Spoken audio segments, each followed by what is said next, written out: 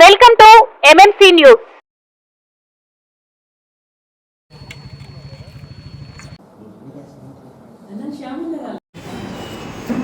ఆరు మండలాలకి టౌన్కి కొత్తగా ఎన్నికైన మన సహచరులు మీకు అందరికీ తెలిసిన నేను షాలో వేసుకుపోయినా నేను షాలో వేయాల్సిన బాధ్యత ఈరోజు ఉంది కాబట్టి కృష్ణాడు ఒకటే ఇంట్లో కొంచెం విషాదం అయింది. మిగతా 6 మందిని స్టేజ్ మీదకి వస్తే అందరి ముందర మిమ్మల్ని సత్కరించి గుర్తుపెట్టుకోవాలి. సత్కారం చేసింది ఒక బాధ్యత, ప్రతి ఒక్కరిని కలుపుకోవాల్సిన బాధ్యత. ఇండివిజువల్గా ఒక్కొక్క మండలంలో ఏముందో మీరు మనందరం కలిసి మాట్లాడుకుంటాం. అపోజిషన్లో ఉన్నప్పుడు మనం ఏమి చేయలేమని పక్కన కూర్చోకూడదు. ప్రజలతోనే ఉండాలా, ప్రజల మధ్యలోనే ఉండాలా, ప్రజలతోనే మమేకం అవ్వాలా. ఎక్కడైనా మీకు సరిపడకపోతే పార్టీ పరంగా ఆలోచించి అందరినీ కలుపుకోవాల్సిన బాధ్యత ఉంది కాబట్టి దానికి అందరూ సహకరించమని కోరుతూ కార్తీక్ ఒకటికి తెలుసా నేర్పించాలా?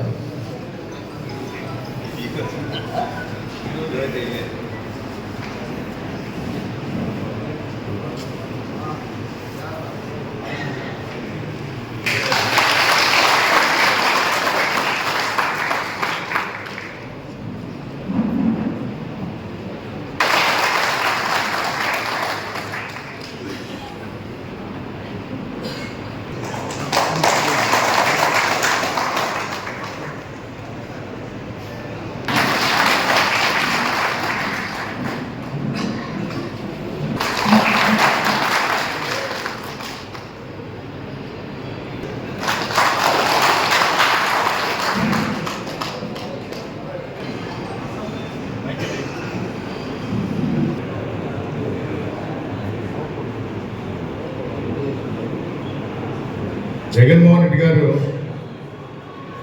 చాలా స్పష్టంగా ఉన్నారు.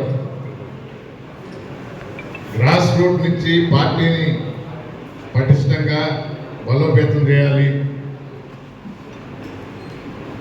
మండల ప్రెసిడెంట్లే కాదు, ప్రతి అనుబంధ విభాగాల ప్రెసిడెంట్లు కానీ, డిస్ట్రిక్ట్ లెవెల్ కానీ, మండల్ లెవెల్లో యాక్టివ్గా ఉండే వాళ్ళందరినీ కూడా పదవి ద్వారా గుర్తించి ఎలక్షన్ లోపల ఎవరెవరు ఏం చేస్తున్నారు. ఇదివరకు పార్టీ కోసం ప్రతి ఒక్కరు పనిచేశారు, ఇప్పుడు కూడా ఎవరు చేయడం లేదని కాదు. కానీ మనం గుర్తించి రేపు గవర్నమెంట్ వచ్చిన తర్వాత కూడా ఆ గుర్తింపు అంటే ఆ టైంకి ఏ విధంగా అయితే వారు చేసిన కష్టానికి ఫలితం దక్కాలనే దాని మీద చాలా స్పష్టంగా మీకు తెలుసో లేదో మొన్న కూడా కొన్ని కారణాల వల్ల కొందరు రాలేకపోయారు, చేయలేకపోయారు. వాళ్ళని కూడా పిలిపించి మాట్లాడటం జరిగింది. అంటే పైనుంచి నిశ్చితంగా ప్రతిదీ గమనిస్తున్నారు. గవర్నమెంట్ చేసే పనులు కొన్ని ఉంటాయి, అపోజిషన్ మనం చేయలేము. మనకు మనం కలిసి ఉండాలి. మన కార్యకర్తకి ఇబ్బంది అయినప్పుడు కలిసి ఎదుర్కోవాలి. ప్రజల కష్టాలు గవర్నమెంట్కి తెలియజేయాలి. గవర్నమెంట్ అన్నప్పుడు మరి గవర్నమెంట్ అపోజిషన్ మీద వాళ్ళు చేయరు కదా అంటే ఆఫీసర్లకు తెలియజేస్తాం. ఒక ఎమ్మెల్యేకో, ఒక ఎంపీకో, ఒక మంత్రికో మనం వినతి పత్రాలు ఇవ్వం. ప్రజల తరఫున నిలబడతాం. ప్రజలకు తెలియజేస్తాం. ఇప్పుడు వాళ్ళే గుర్తిస్తున్నారు. దేవుడయ్య జగన్మోహన్ రెడ్డి, ఇప్పుడున్న ప్రభుత్వం మళ్ళా మోసపోయాము అని. ప్రతి ఒక్కరి మైండ్లో ఉండేది ఒకటే, మీరు విన్నారో లేదో, చంద్రబాబు నాయుడు గారు ఎలాంటి అబద్ధాలు చెప్తారంటే, జమిలీ ఎలక్షన్స్ వస్తున్నాయి, దేశం అంతా 27లోనే ఎలక్షన్లో, మన ఆంధ్ర మాత్రం 29 అంటాడు. అంటే ఎక్కడ ఎలాంటి అబద్ధం చెప్పాలో కానీ ప్రజలు చాలా క్లియర్గా ఉండరు, తెలుసు వాళ్ళకి. నేను కూడా ఇక్కడ అన్నా, చంద్రబాబు నాయుడు గారు 29 అన్నారంటే దాని అర్థం 27 అనే. అది ఆయన 29 అన్నారంటే 27 అనే.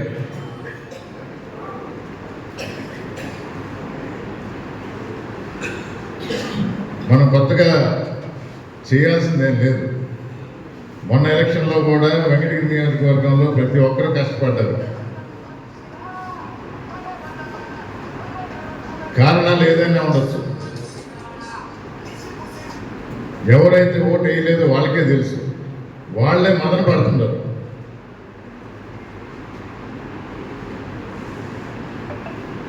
గెలిచిన తర్వాత ఏం చేస్తున్నారో ప్రజలు చూస్తున్నారు.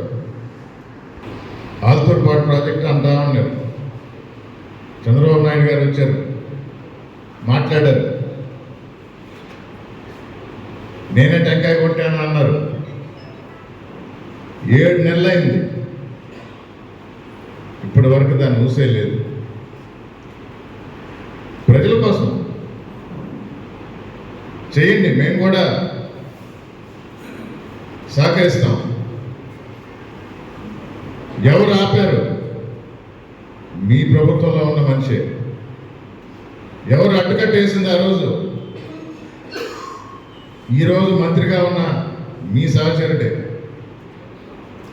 నోరెత్తి అడగలవా?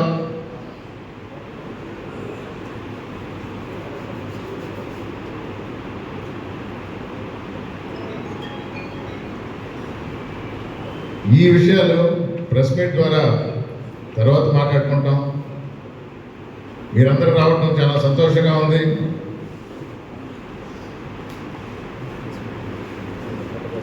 పిలవగానే మొదటిసారి వెంకటగిరి, ఈ సంవత్సరంలో మొదటిసారి.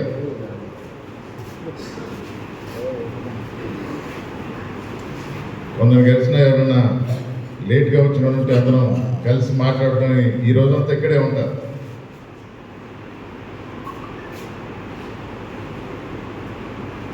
ప్రతి ఒక్కరి కష్టం కూడా ఊరికే వినటం కాదు, దానికి తగిన రీతిలో స్పందిస్తూ ఎక్కడ తీసుకుపోవాలి, ఎవరితో మాట్లాడాలి కూడా యాక్షన్ కూడా ఇక నుంచి వెంటనే జరుగుతుందని తెలియజేస్తూ, అందరికీ మీరందరూ కూడా కొంచెం యాక్టివ్గా ఉండి బిజినెస్లు ఉన్నా కూడా సంపాదించాలి. సంపాదించి మళ్ళీ పెట్టాలి కదా మీకోసమే.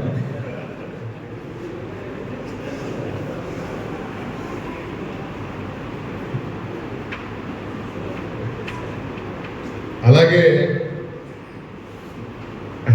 టౌన్కి సంబంధించి ప్రతిసారి నాకు ఊహ తెలిసినప్పటి నుంచి ఎలక్షన్స్ జరిగిన వెంకటగిరిలో ఎలక్షన్స్లో ఇప్పుడు పార్టిసిపేట్ చేసినా కూడా ఒక మాట వినబడతా ఉంటుంది. మండలంలో పోయినప్పుడు మా దగ్గర మీకు ఏం ఇబ్బంది లేదు, మా మండలం సంగతి, మా ఊరు సంగతి వదలండి, ఆ టౌన్ చూడండి కొంచెం అనేవాడు.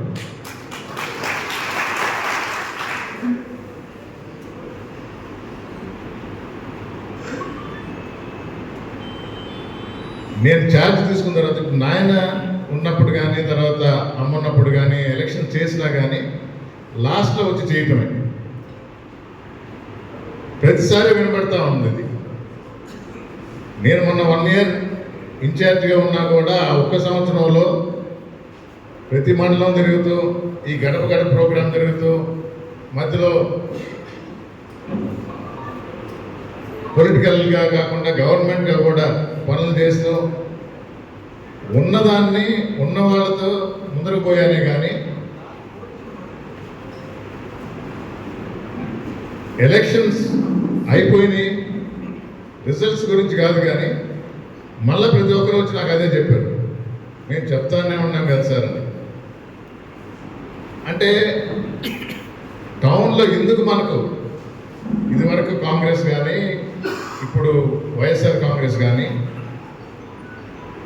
తెలుగుదేశం వైపే మొక్కుతా ఉండారా టౌన్ ప్రజలు అని అంటే, ముందర అసలు ప్రాబ్లం ఎక్కడో తెలుసుకొని అప్పుడు దానికి సరైన మందు వేయాలి. నాకు తెలిసి ఈ 6 నెలల్లో నాకున్న ఎక్స్పీరియన్స్తో ఇక్కడ ఉన్న వాళ్ళతో కూడా మాట్లాడుతూ ఉన్నా, ఒక క్లారిటీ వచ్చిందని నేను అనుకుంటున్నా. క్లారిటీ వచ్చింది కాబట్టి అంటే రోగం ఏంటో తెలిసింది,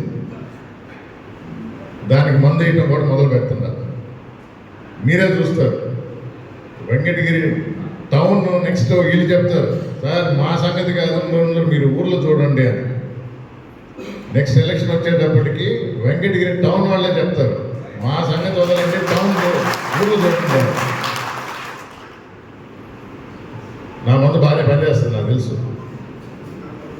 సో తప్పకుండా ఈసారి ఎలక్షన్లో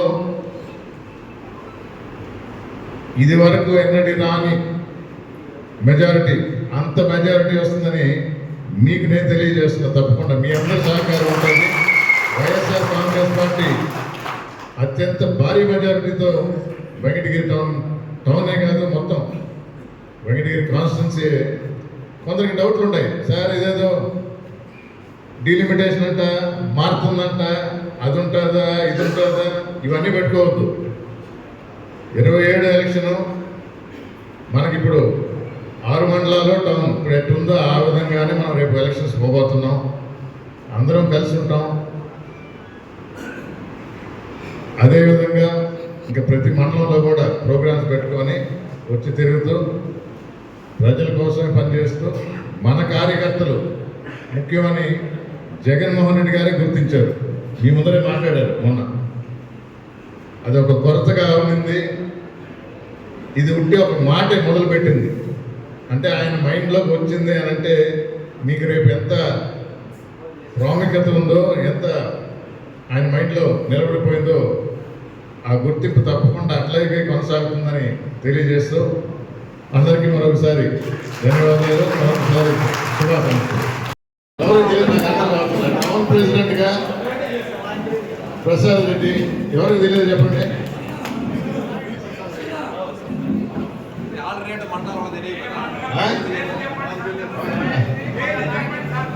అయ్యా సరే సరే, అంటే ఆ మండలం వాళ్ళకి తెలుసు, పక్క మండలాలకు తెలియదు అంటారా? తెలుసుకోవాలంటారు. రాపూర్ మండలం మధుసూదన్ రెడ్డి, చెప్పండి కొట్టండి గట్టిగా. ఎందుకంటే ఆ ఒక్క మండలం కాకుండా మిగతా 6 మండలాలు కొట్టాలి కదా.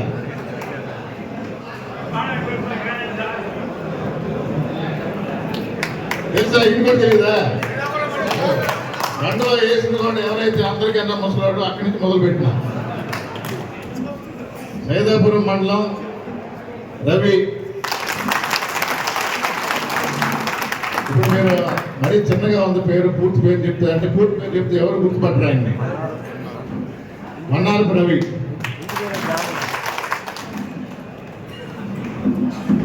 శ్రీనివాసరెడ్డి, నేను ఇందాక చెప్తా ఉండే బిజినెస్ మీద బయటకు పోతా ఉంటాడు, కానీ నాకు ఇంటికి దగ్గరగా ఉంటాడు కాబట్టి ఎక్కడికి పారిపోలేడు. నేను వెంకటగిరికి వచ్చి పనిచేయడం మొదలుపెట్టినప్పటి నుంచి నాతో కలిసి ఉండి చేస్తా ఉన్న శ్రీనివాసరెడ్డి, రూరల్ మండలానికి ప్రెసిడెంట్గా.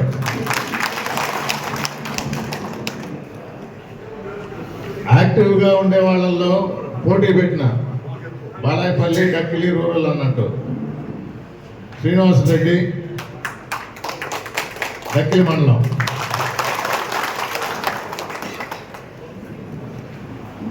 కార్తీక్ చెప్పిన తెలచొక్క వేయాలని ఇంకా బాలాయపల్లి మండలం అందరికీ తెలుసు. అయ్యా వాళ్ళ బాబాయ్ మధురెడ్డి తెలుసు, తాత గురించి కూడా తెలుసు కదా. అదే ఫ్యామిలీ నుంచి కుర్రోడు, అందుకనే కొంచెం కాంపిటీషన్ అన్నట్టు. యాక్టివ్గా ఉండేవాళ్ళు, అందరినీ కలుపుకుని పోయేవాళ్ళు. ఒక కలువాయి మండలం కృష్ణారెడ్డి లేడు, ఇంట్లో విషాదం జరిగిందని. సో బాలాపల్లి నుంచి కార్తిక్ రెడ్డి యాక్టివ్గా ఉండేందుకు అమరావతికి. మిగతా వాళ్ళ అర్హత లేదని కాదు, కానీ అక్కడ ఉన్న రూమ్లో పట్టేది ఒక 200-220 మంది. అందుకని ఒక్కొక్క నియోజకవర్గం నుంచి ఒక 20 మందినే తీసుకుని రండి అన్నారు. మేము కొంచెం గొడవ కూడా పెట్టుకున్నాం. 20 మందిని తీసుకోపోతే 2000 మంది ఇబ్బంది పడతారు అని, చేస్తారని. జగన్మోహన్ రెడ్డి స్వయంగా చెప్పాడు, నేనే వస్తున్నాను మీ దగ్గరికి, ఎంపీ కాన్స్టిట్యున్సీ లెక్క ప్రకారం 7 నియోజకవర్గాలు 3 రోజులు మీతోనే గడుపుతాను అంటే రోజుకి 2 నియోజకవర్గాలే. మనందరం ఆయన కలుస్తాం, మాట్లాడతాం, ఆయనతో ఫోటోలు తీసుకుంటాం. ఆ రోజు కూడా ఎంతమంది అయితే వచ్చారో అందరితో మాట్లాడారు. అలాగే రేపు మన దగ్గరికి వచ్చినప్పుడు ఆ సమావేశంలో మీ విషయాలు కానీ, సలహాలు కానీ, ఇబ్బందులు కానీ ఏదైనా ఆయనతో పంచుకొని, ఆయనతో మాట్లాడి ఒక మంచి కార్యక్రమం, కార్యకర్తలకు భరోసా, దాని ప్రోగ్రాం పేరు కూడా ఫిబ్రవరి నుంచి మొదలవుతుంది. మనమైతే రిక్వెస్ట్ చేసాం, తిరుమల సోమవారం ఉన్నారు, అందుకని తిరుపతి పార్లమెంట్ నుంచి మొదలు పెట్టండి. చూద్దాం, ఆ ప్రోగ్రాం డిసైడ్ చేసేవాళ్ళు ఏ రూట్ చూసుకుంటారో దాన్ని బట్టి. సో అందరికీ మరొకసారి ధన్యవాదాలు తెలుపుకుంటూ సెలవు తీసుకుంటాం.